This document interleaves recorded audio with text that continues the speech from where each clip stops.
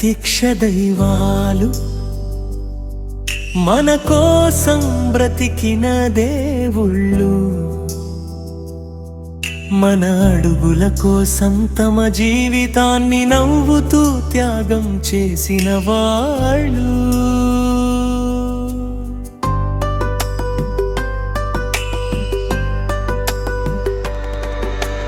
కన్నులు మసకబారే వయసులో కాళ్ళు సహకరించని సమయంలో చేయి పట్టుకుని నడిపించిన వాళ్లకు చేయి అందించేది ఎవరు?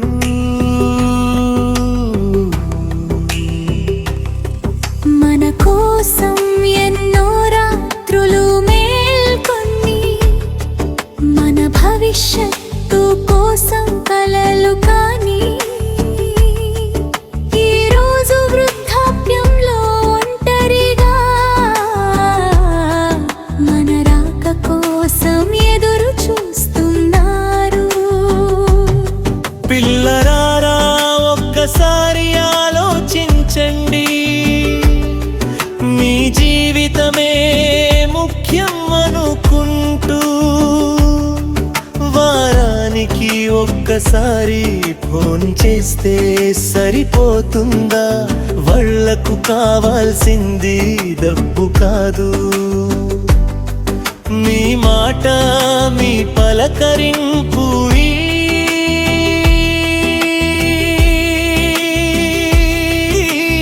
ఈ సమయం బంధువులు దూరమైపోయినా, లోకం పట్టించుకోకపోయినా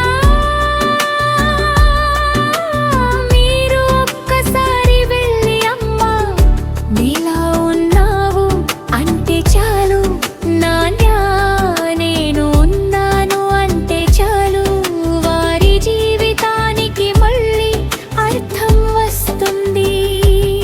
తల్లిదండ్రులను ప్రేమించడం దేవుడిని పూజించినట్టే, వారిని గౌరవించనట్టే, దైవాన్ని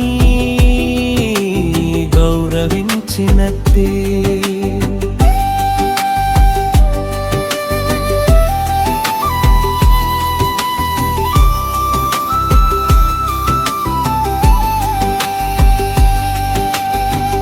ఇన్నాళ్ళు ఎలా బతికామన్నది కాదు,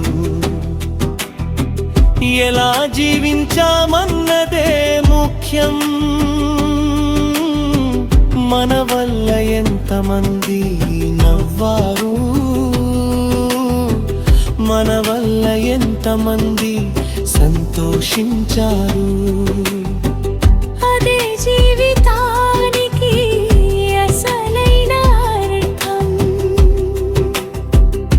మనల్ని నమ్ముకున్న తల్లిదండ్రులను మన చేతులతో ఎంత ఆనందపరిచామో, వారి చివరి రోజుల్లో మన పక్కన కూర్చొని ఎంత ప్రేమించామో, అదే మన జీవితానికి మిగిలే జ్ఞాపకం. తల్లిదండ్రులను గౌరవించండి, ప్రేమతో వారిని చూసుకోండి. వారి చివరి ప్రయాణంలో వారికి తోడుగా నిలబడండి. ఎందుకంటే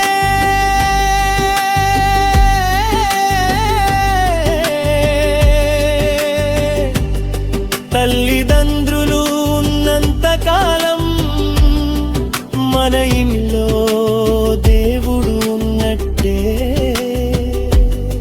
వాళ్ళు వెళ్ళిపోయిన తర్వాత ఎంత పూజ చేసినా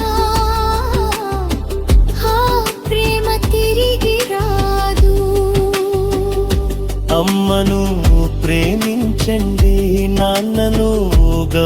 గౌరవించండి, వాళ్లకు సమయం ఇవ్వండి. వాళ్ళ చివరి రోజులను మీ ప్రేమతో